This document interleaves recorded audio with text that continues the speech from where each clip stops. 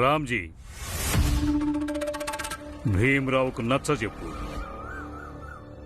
స్వామీజీ, భీమ్ మీకు స్పష్టంగా చెప్పాడు. ఇంకా చెప్పడానికి వినడానికి ఏం మిగిలిందని.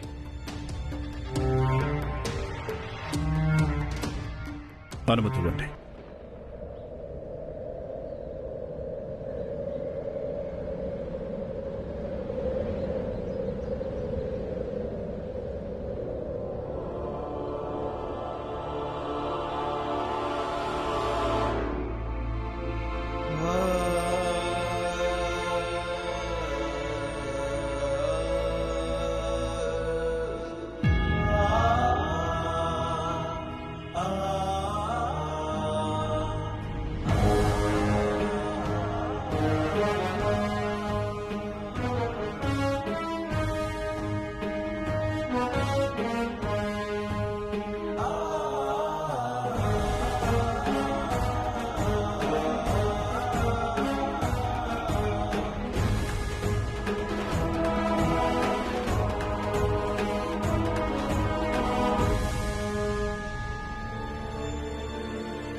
బాలా అన్నయ్య,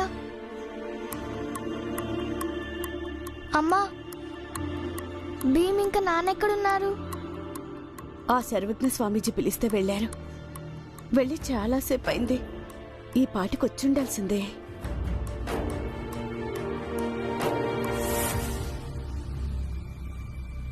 ఎందుకు పిలిచారా స్వామీజీ? ఈ విషయం చెప్పడానికే మనకి ప్రత్యేక హోదా ఇస్తారట. ఇక మన జాతికి చెందిన మిగతా వాళ్ళందరూ వాళ్ళకి లాగానే మనకి తక్కువ కనిపిస్తారంట.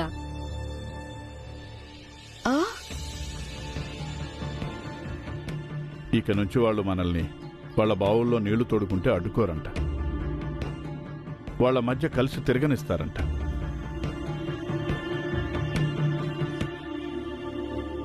మరి నువ్వేమన్నావు రామ్జీ? నేనేమైనా అనేలోపే భీమ్ వాళ్ళకి స్పష్టంగా చెప్పేశాడు. స్వామీజీ, మీ బావుల్లో నీళ్లు తీసుకోవటం కానీ ఇంకా మీ అందరి మధ్య కలిసి తిరగాల్సిన అవసరం ఏమాత్రం లేదు మా కుటుంబానికి. మాకు ప్రత్యేకతొద్దు, మాకు సమానత్వం కావాలని.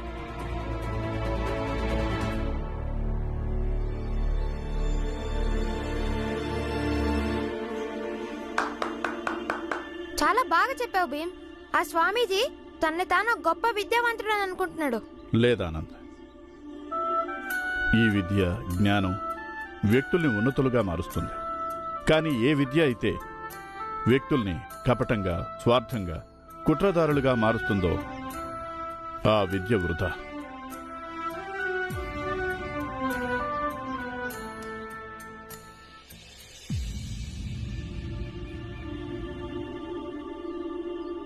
భీమా, నేను నిన్నెప్పుడు ఆపుతూ ఉంటాను. కానీ ఈరోజు నీ ఈ పోరాటం ఫలితంగా ఆయన నిన్ను అక్కడికి పిలిచారు. పిలిచి అన్నారు ప్రత్యేక హోదా ఇస్తానని. భీమా, నాకు నమ్మకం ఉంది. అలాంటి రోజు ఒకటి వస్తుంది. ఈ పోరాట ఫలితంగా వాళ్ళందరూ ఇక్కడికే వస్తారు. వచ్చి అంటారు మనందరం సమానమని. ఎవరు తక్కువ కాదు, ఎవరు ఎక్కువ కాదు.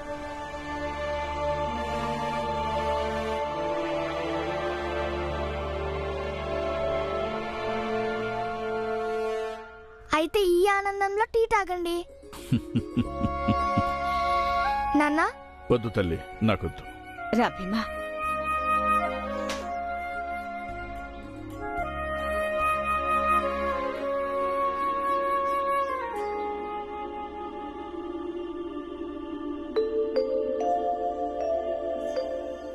మీరందరూ టీ తాగండి. నేను బయటికెళ్ళి తాగుతాను, బట్టలు తుక్కుంటూ.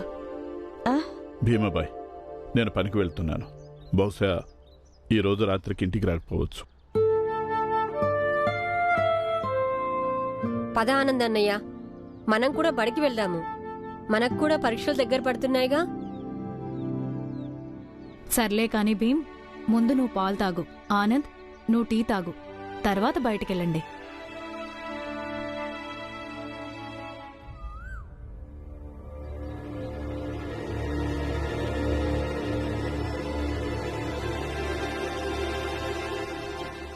బాబాయ్, మన స్వామీజీ దగ్గరకు ఒక ప్రతిపాదన తీసుకెళ్దాం. ఆయన్ని వచ్చి ఇక్కడే ఉండమందాం.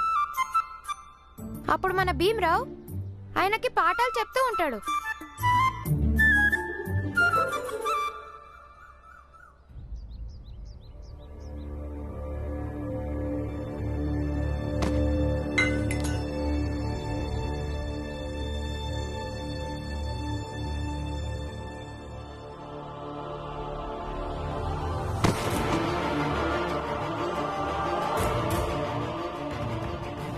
అమ్మా, అమ్మా, అమ్మా, భీమాబాయ్. అమ్మా, ఏమైందమ్మా?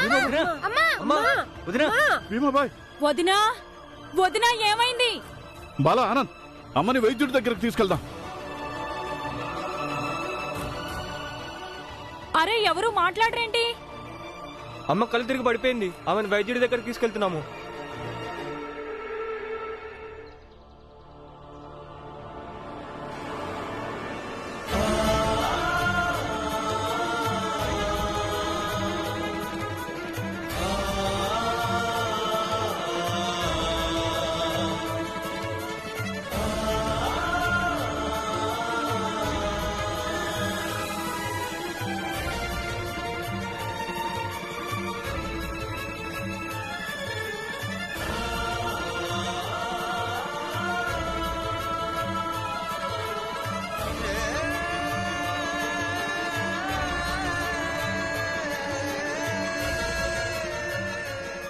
వైద్యులు గారు, వైద్యులు గారు, వైద్యులు గారు, వైద్యులు గారు, వైద్యులు గారు, త్వరగా రండి.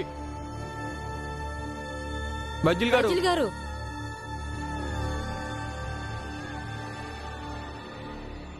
అమ్మా, అమ్మా,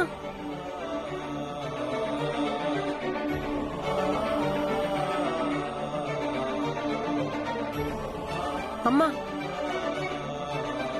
అమ్మా, అమ్మా, అమ్మా. వైద్యులు గారు చూడండి. మీరందరూ బయటికెళ్ళండి, నేను చూస్తాను. పదండి బాబు.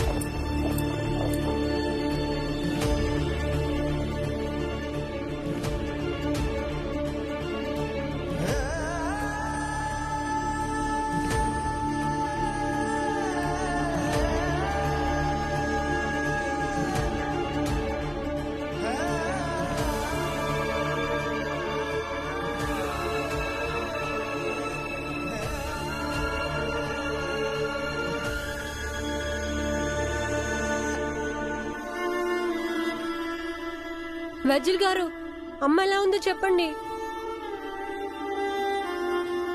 చెప్పండి వైద్యులు గారు, మా అమ్మ ఎలా ఉంది?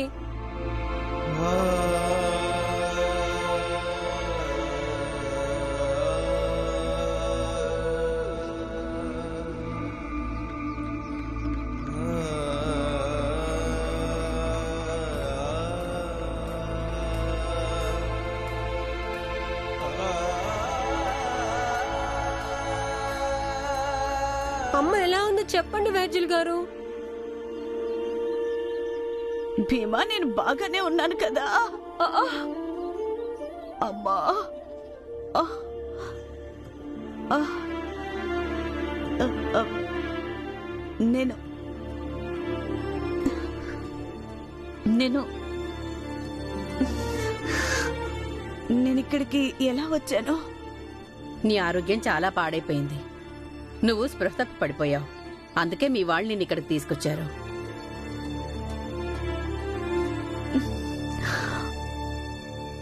నాన్న, నాన్న, వైద్యురాల్ని అడుగు నువ్వు, అమ్మ ఎలా ఉందో. వైద్యులు గారు,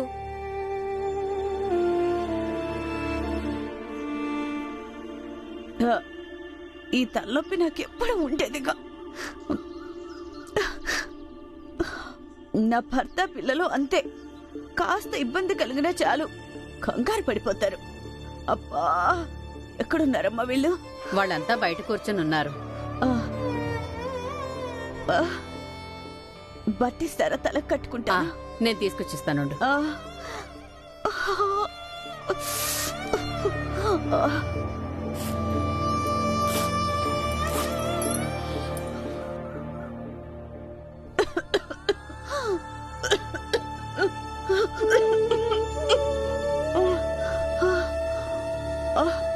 అమ్మా, అమ్మా,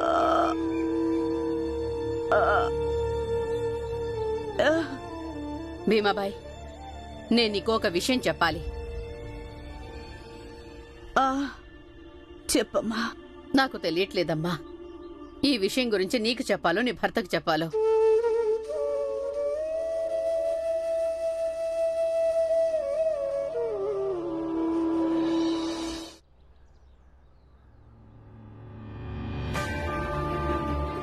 అయితే మీరు అదేంటో నాకే చెప్పండి.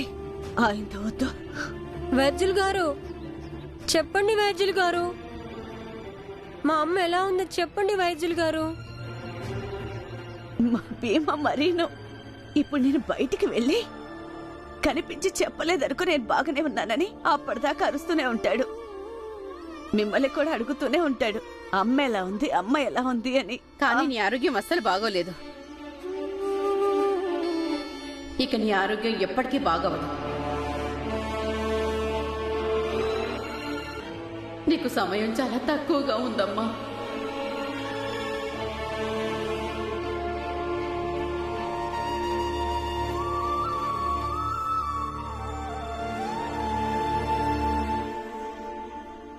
స్వామి, మా వల్ల చాలా పెద్ద తప్పు జరిగింది.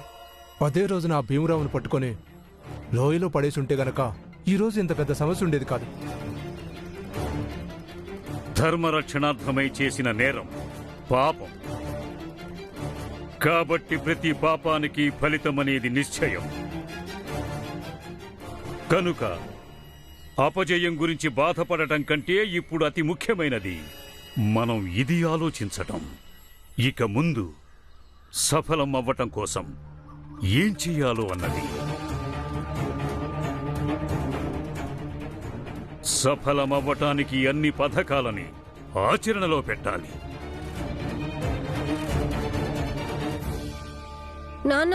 నాన్న వైద్యురాలకి ఇంత సమయం పడుతుంది ఎందుకు? అమ్మ బానే ఉందంటావా?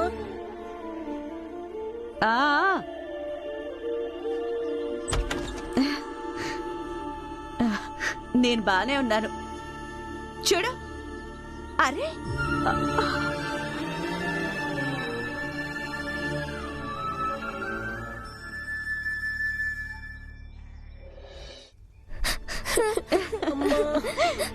అరే ఏమైంది? నాకు ఏం కాలేదు కదా.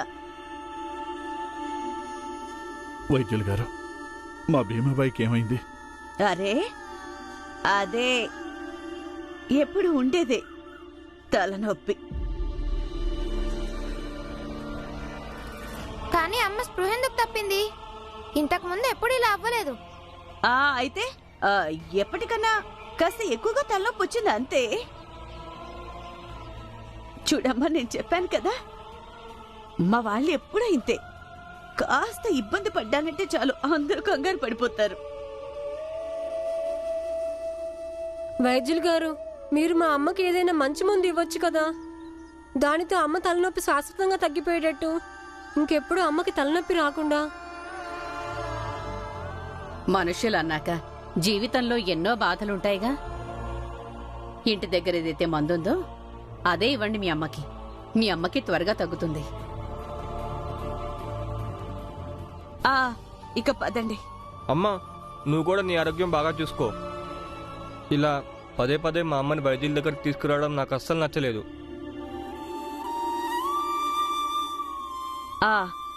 సరే పదండి.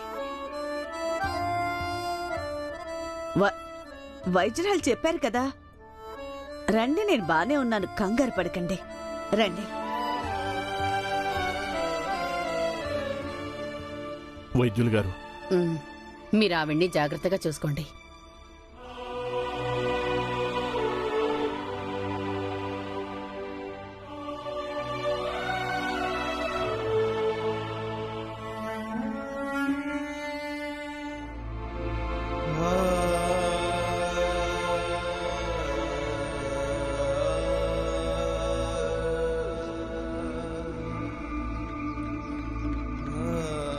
నీ ఆరోగ్యం అస్సలు బాగోలేదు. ఇక నీ ఆరోగ్యం ఎప్పటికీ బాగవదు కూడా. నీకు సమయం చాలా తక్కువగా ఉందమ్మా.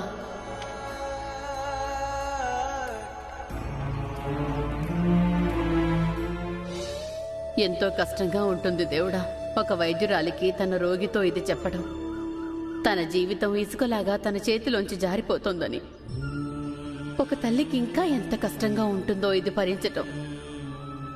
తన భర్త, పిల్లలు, తన కుటుంబం మధ్యలో ఉంటూ క్షణ క్షణం తన వాళ్ళకి దూరం అవుతున్నానని తెలిసి నటించటం ఎంత నరకంగా ఉంటుంది. అపజయం గురించి బాధపడటం కంటే ఇప్పుడు అతి ముఖ్యమైనది మనం ఇది ఆలోచించటం. ఇక ముందు సఫలం అవ్వటం కోసం ఏం చెయ్యాలో అన్నది. సఫలమవ్వటానికి అన్ని పథకాలని ఆచరణలో పెట్టాలి. స్వామి, మా దగ్గర మీకులాగా జ్ఞానము లేదు, మీకులాగా దూరదృష్టి లేదు. మీ దగ్గర దాపరికం ఏముంది స్వామి? నిజమేంటంటే మాకు ఎలాంటి ఉపాయం తట్టడం లేదు ఆ రామ్జీ భీమ్రావుల మెడలు వంచడానికి. అయితే మీరందరూ ఇంటికి వెళ్ళండి, భగవంతుడిని స్మరించండి. మేము కూడా భగవంతుడితో ముఖాముఖి సంభాషించటానికి ప్రయత్నం చేస్తాం. ఎప్పుడైతే అన్ని దారులు మూసుకుపోతాయో అప్పుడు మనుషులు పూర్తి శ్రద్ధాభక్తులతో భగవంతుడిపైన భారం వేసి నిరీక్షించాల్సి ఉంటుంది. భగవంతుడు తరువాత ఏ మార్గం చూపిస్తాడా అని.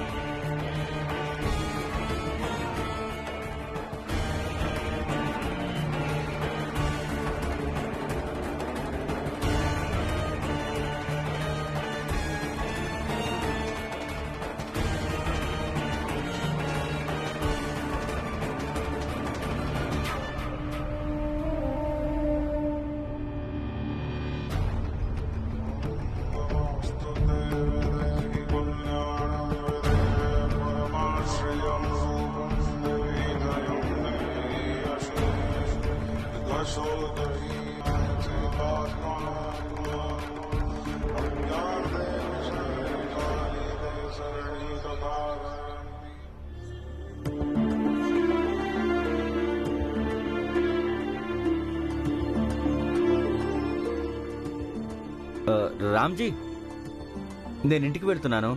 ఒకవేళ ఏదైనా అవసరం అయితే నాకు కబురు చేయి, మర్చిపోకుండా. వదినా, ఎలా ఉంది?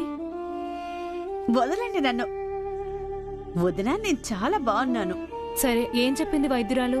ఎప్పుడు చెప్పేదే చెప్పింది, తలనొప్పి. వదినా వదినా, నేను బానే ఉన్నాను. భీమాబాయ్, మీరా, ఇద్దరు విశ్రాంతి తీసుకోండి, నేను పనికి వెళ్తున్నాను. నేను ఆనందన్నయ్య కూడా బడికి వెళ్తాము. అమ్మా, నీ ఆరోగ్యం జాగ్రత్తగా చూసుకో. పదన్నయ్యా.